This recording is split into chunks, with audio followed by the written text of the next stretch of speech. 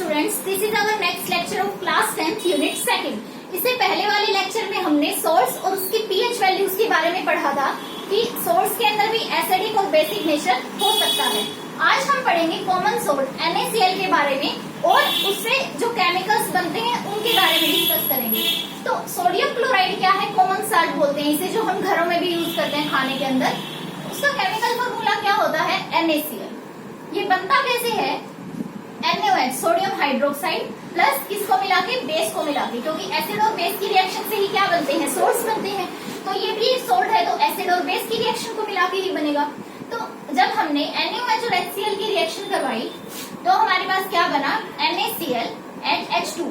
लेकिन ये NaCl क्या है? एक्वस बन रहा है, क्योंकि हमने NaOH भी क्या लिया है? एक्वस लिया है, और HCl भी एक्वस लिया है।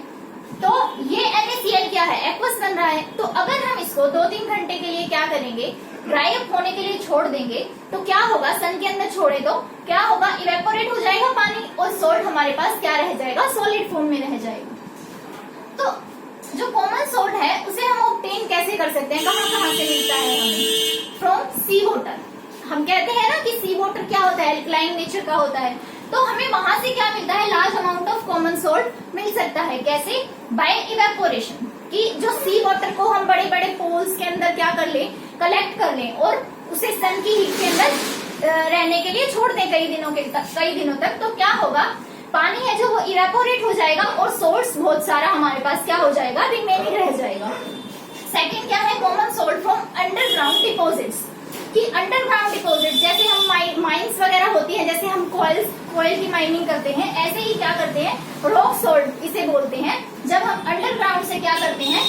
कॉमन सोल्ट के जो क्या है? बड़े बड़े क्रिस्टल्स निकालते हैं। ठीक है, सॉलिड फॉर्म में मिलता है वो हमें, उसे हम क्या बोलेंगे? रॉक सोल्ट बोलेंगे। ठीक। और वैसे जो ये रॉक सोल्ट हमें मिल रहे हैं, ये बेसिकली कैसे मिल रहे हैं? क्यों मिल रहे हैं? क्योंकि 1000 ईयर्स एगो पहले जो क्या थे? बड़े बड़े जो सीज थे वो क्या हो गए? इवेपोरेट, उनका पानी इवेपोरेट हो गया बहुत हजारों साल पहले, और वो क्या बन गया? वहां पे सोल्ट रह गया, जो क्या हो गया? अब धरती के नीचे चला गया। तो अब हमें क्या करना पड़ता है? उसे माइन करना पड़ता है, उसकी माइनिंग करनी पड़ती है निकालने के लिए अंडरग्राउंड डिपोजिट से। तो इसीलिए हम उसे क्या बोलते हैं? रॉक सोल्ट बोलते हैं। यूजेस क्या है कॉमन सोल्ट के? सबसे पहला यूज तो क्या है? हम इसे कुकिंग में यूज करते हैं। क्यों? क्योंकि सोल्ट को जब हम कुकिंग में यूज कर रहे हैं, हम सोल्ट खा रहे हैं, तो क्या होगा? वो हमारे स्टमक के अंदर क्या फॉर्मेट करता है? किसकी फॉर्मेशन करता है? HCl। ठीक है, और HCl की फॉर्मेशन से क्या होगा? HCl हमारे स्टमक में इसकी फॉर्मेशन से क्या होगा? डाइजेशन ऑफ फूड में ये हेल्प करता है। जो HCl है वो हमारी बॉडी में होना चाहिए स्टमक के अंदर, लेकिन एक लिमिटेड अमाउंट के अंदर। तो वो HCl बनाने में हमारी मदद करता है क्या? कॉमन सोल्ट, जिससे हमारा क्या है? फूड जल्दी से डाइजेस्ट हो सके। और क्या है? In making large number of chemicals. बहुत सारे केमिकल्स भी बनते हैं NaCl से, जैसे कि NaOH, Na2CO3, ठीक है, sodium hydrogen carbonate, sodium carbonate, और HCl, H2, क्लोरीन। ये सब क्या है? बहुत सारे यूजेस हैं इसके, ये सब केमिकल्स बनते हैं इनसे। अभी हम उनके यूजेस के बारे में पढ़ेंगे कि वो कैसे बनते हैं और क्या उनके यूजेस हैं। और किसमें यूज होता है? Preservative in pickles. जो अचार हम घरों में यूज करते हैं उसमें भी यूज होता है एज ए प्रिजर्वेटिव। कि बहुत सारे अचार ऐसे होते हैं कि उनके अंदर हमें लार्ज अमाउंट ऑफ क्या डालना पड़ता है? नमक डालना पड़ता है, कॉमन सोल्ट डालना पड़ता है, ताकि वो प्रिजर्व रह सके लंबे टाइम तक। और क्या है? Making in manufacturing of soap. कि सोप की मैन्युफैक्चरर्स के अंदर भी क्या है? कॉमन सोल्ट हमारा यूज होता है। तो ये थे कॉमन सोल्ट के यूजेस, नोटेड डाउन।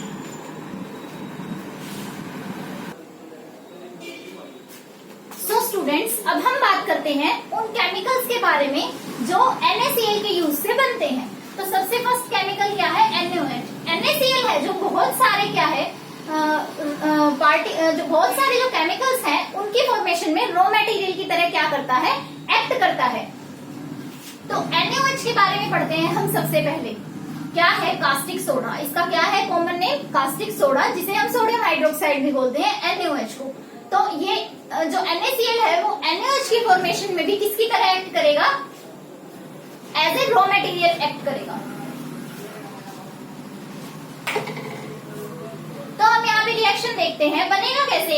जो सोडियम हाइड्रोक्साइड है वो कैसे बनेगा? जब हम NaCl का क्या करेंगे? इलेक्ट्रोलिसिस करेंगे वाटर की प्रेजेंस में, तब हमारे पास क्या बनेगा? NaOH की फॉर्मेशन होगी। कैसे?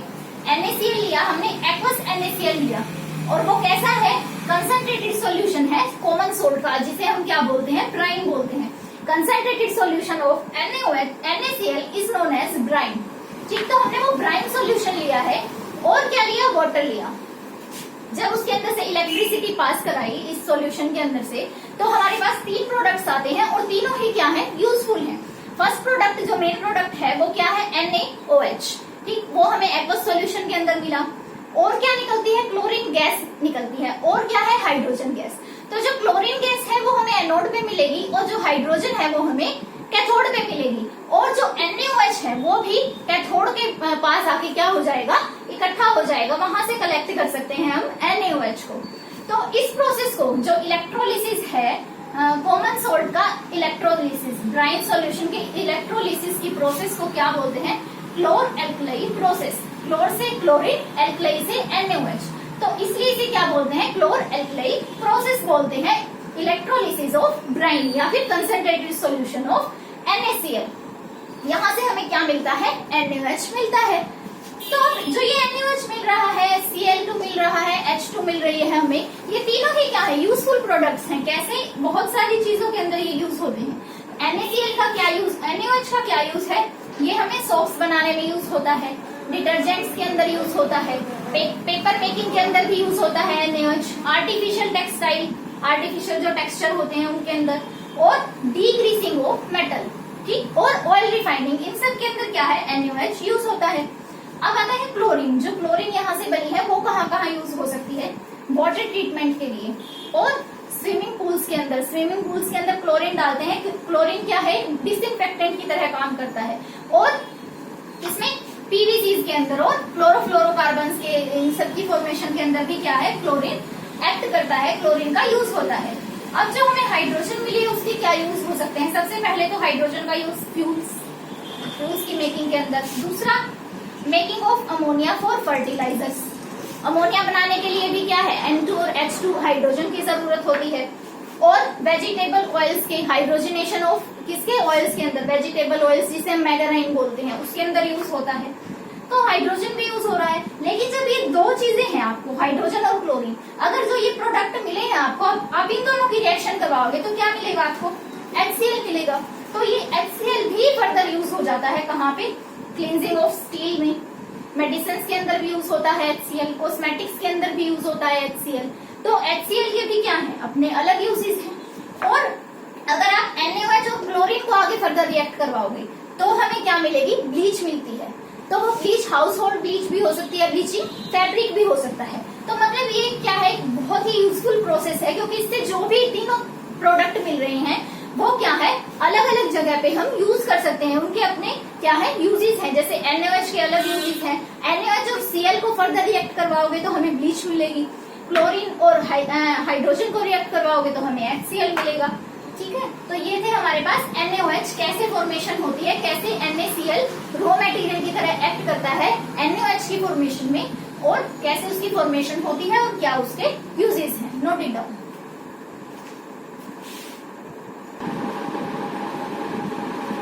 सो स्टूडेंट्स, अब हम पढ़ते हैं बेकिंग सोडा के बारे में। इसके लिए भी क्या है, NaCl क्या है, एक रॉ मटेरियल की तरह एक्ट करेगा। तो इसका केमिकल फॉर्मूला क्या है, NaHCO3। इसे क्या बोलते हैं, सोडियम हाइड्रोजन कार्बोनेट या फिर सोडियम बाई कार्बोनेट, और इसका कॉमन नेम क्या है, बेकिंग सोडा, NaHCO3। तो इसकी फॉर्मेशन कैसे होती है, यहाँ भी हम ब्राइन सॉल्यूशन लेंगे, क्या है, concentrated solution of NaCl, plus में क्या करेंगे, ammonia, water and carbon dioxide. जब इन तीनों के साथ इसकी रिएक्शन करवाई तो हमें क्या मिलता है, सोडियम हाइड्रोजन कार्बोनेट या फिर बेकिंग सोडा प्लस में अमोनियम क्लोराइड। तो प्रॉपर्टीज क्या क्या है इसकी, कि जब इसको हमने हीट किया, जो ये हमारे पास क्या आया है, बेकिंग सोडा, इसे जब हम हीट करेंगे तो हमें सोडियम कार्बोनेट मिलेगा, प्लस CO2 मिलेगी, प्लस H2 मिलेगी।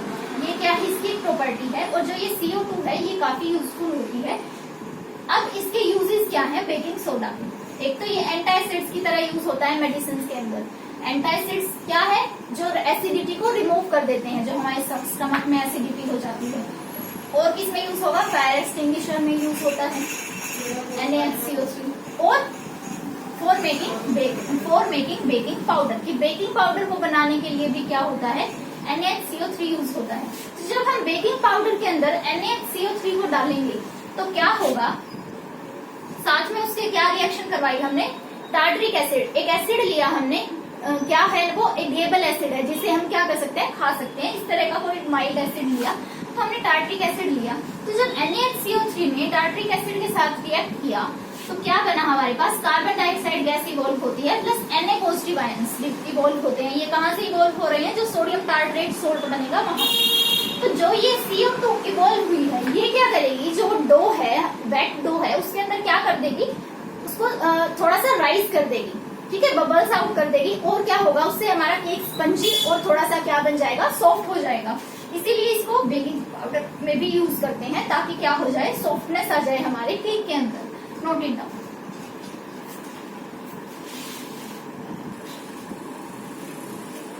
सो स्टूडेंट्स, अब हम नेक्स्ट केमिकल के बारे में पढ़ते हैं, जो क्या है, वॉशिंग सोडा, जिसे हम बोलते हैं सोडियम कार्बोनेट। और इसके साथ क्या होते हैं, 10 वाटर के मॉलिक्यूल्स होते हैं, ठीक है। तो पूरे वॉशिंग सोडा का फॉर्मूला क्या है, सिर्फ Na2CO3 नहीं है, साथ में उसके 10 वाटर मॉलिक्यूल्स होंगे, 10 वाटर ऑफ क्रिस्टलाइजेशन होंगे, ठीक है।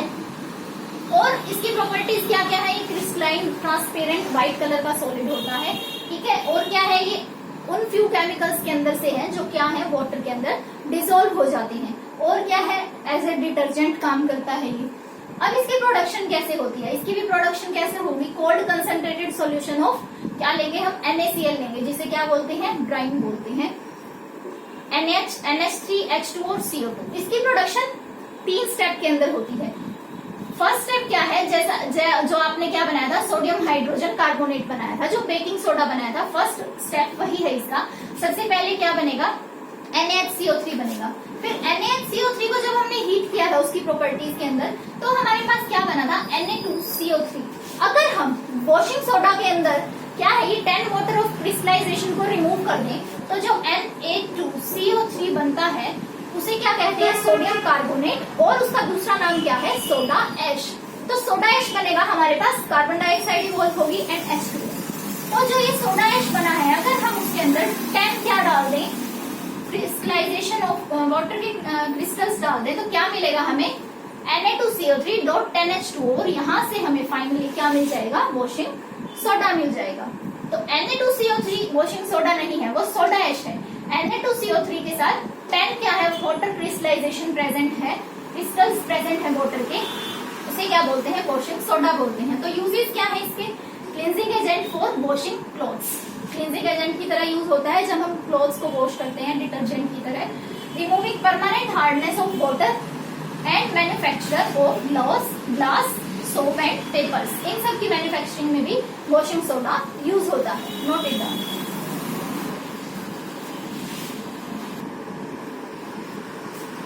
सो स्टूडेंट्स, अब हम पढ़ते हैं ब्लीचिंग एजेंट के बारे में, कि ब्लीचिंग एजेंट क्या होता है। तो ब्लीचिंग एजेंट क्या होते हैं, ये वो सब्सटेंस होते हैं जो कलर को रिमूव कर देते हैं, किसी भी कलर्ड सब्सटेंस के कलर को क्या कर सकते हैं, रिमूव कर सकते हैं और उसे कलरलेस बना सकते हैं। तो वो होते हैं ब्लीचिंग एजेंट।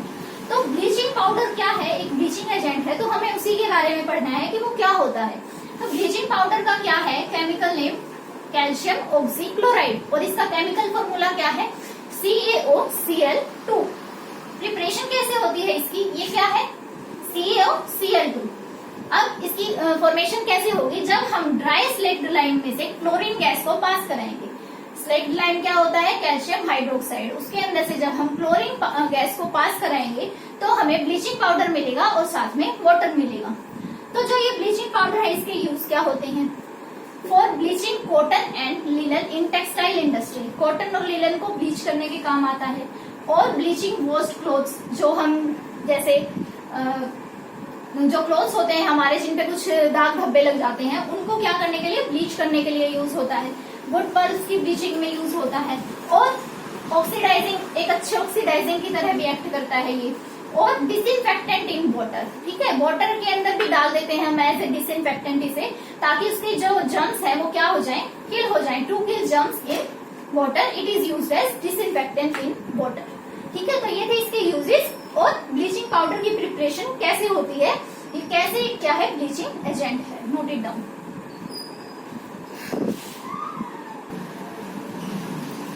सो स्टूडेंट्स, अब हम पढ़ते हैं वाटर ऑफ क्रिस्टलाइजेशन के बारे में।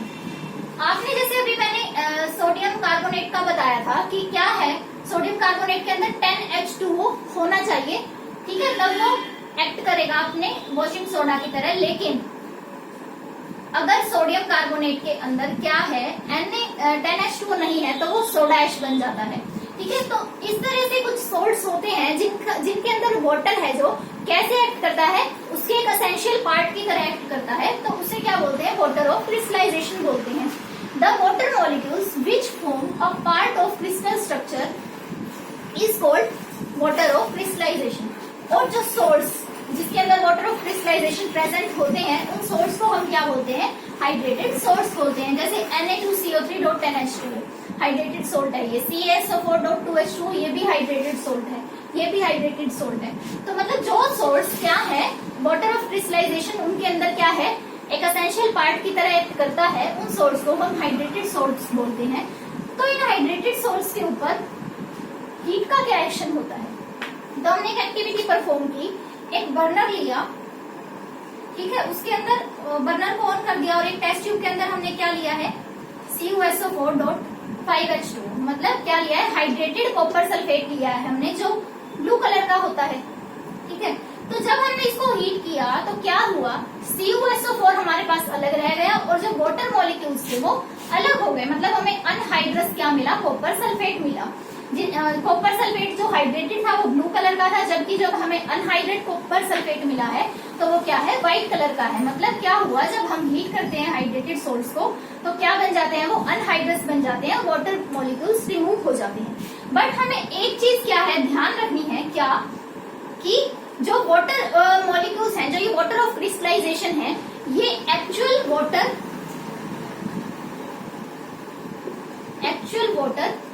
नहीं है, ठीक है। ये क्या है, सिर्फ वाटर ऑफ क्रिस्टल्स हैं वाटर के, जो एक सोल्ट को गीला भी नहीं कर सकते, उसको सोल्ट को वेट नहीं कर सकते। जो हाइड्रेटेड सोल्ट है, जैसे ये CuSO4.5H2O है, ये हमें ड्राई ही मिलता है, ब्लू कलर के होते हैं इसके क्रिस्टल्स। इसका मतलब क्या है, जो वाटर मॉलिक्यूल प्रेजेंट है इसके अंदर, जो वाटर ऑफ क्रिस्टलाइजेशन, वो एक्चुअल में इसको वेट नहीं कर रहे हैं, हमें ड्राई ही दिखाई देता है जो भी कोई हमारा हाइड्रेटेड सोल्ट होता है। ये सिर्फ क्या है, इसकी स्ट्रक्चर का एक एसेंशियल पार्ट है, इस वजह से हमें क्या करना पड़ रहा है, इनको लगाना पड़ रहा है, जिस वजह से ये थोड़े बहुत हाइड्रेट हो रहे हैं। लेकिन इसका मतलब ये नहीं है कि ये क्या है, वेट है, वाटर मॉलिक्यूल्स इनको वेट नहीं कर सकते, ठीक है। ये सिर्फ क्रिस्टल स्ट्रक्चर्स का पार्ट है CuSO4 की। इस वजह से क्या है, जो वाटर मॉलिक्यूल जो बोल रहे हैं, जो हाइड्रेटेड सोल्ट हैं, वो वेट नहीं होते हैं। बस ये ध्यान रखना है कि जब एक्शन ऑफ हीट होगा तो उसके अंदर से जितने भी वाटर ऑफ क्रिस्टलाइजेशन थे वो क्या हो जाते हैं, रिमूव हो जाते हैं। तो ये थे हमारे हाइड्रेटेड सोर्स और वाटर ऑफ क्रिस्टलाइजेशन कि वो कैसे एक एसेंशियल पार्ट की तरह एक्ट करता है किसी भी क्रिस्टल स्ट्रक्चर के लिए। Note it down. So students, अब हम बात करते हैं प्लास्टर ऑफ पेरिस के बारे में। तो ये क्या होता है, जब हम जिस्पम क्या होता है, कैल्शियम सल्फेट, ठीक है, कैल्शियम सल्फेट, और उसके साथ 2 वाटर के क्रिस्टलाइजेशन प्रेजेंट है। जब उसको हीट करते हैं हम 100 डिग्री सेल्सियस पे, तो क्या होगा, हमें कैल्शियम सल्फेट हेमीहाइड्रेट मिलेगा, मतलब वाटर ऑफ क्रिस्टलाइजेशन सिर्फ हाफ रह जाएगा और 1.5 वाटर क्या निकल जाएगा, बाहर निकल जाएगा। तो जब हमने जिस्पम को 100 डिग्री सेल्सियस पे हीट किया तो हमें POP, प्लास्टर ऑफ पेरिस मिलता है, जो क्या है, कैल्शियम सल्फेट हेमीहाइड्रेट है। जो कहाँ पे यूज होता है, ये POP क्या होता है, व्हाइट कलर का पाउडर होता है। तो जब हम इसको वाटर में मिक्स कर देंगे तो ये दोबारा से क्या बना देगा, जिस्पम बना देगा। और ये बेसिकली क्या है, ये एक कैल्शियम सल्फेट है, जो सिंगल कैल्शियम सल्फेट है, जो 2 वाटर मॉलिक्यूल्स शेयर कर रहे हैं, ठीक है। तो क्या है, ये calcium sulphate 2 water molecules share कर रहे हैं उनसे। और क्या है, जब हमने POP को, व्हाइट पाउडर को वाटर के अंदर मिक्स किया तो ये दोबारा से हमें हार्ड मास जिस्पम दे देगा, ठीक है। जब हमने जिस्पम को हीट किया तो हमें POP मिल रही है, और जब POP को हमने वाटर के अंदर से फिर से ऐड किया तो क्या होगा, हम दोबारा से हमें जिस्पम, हार्ड मास मिल जाएगा।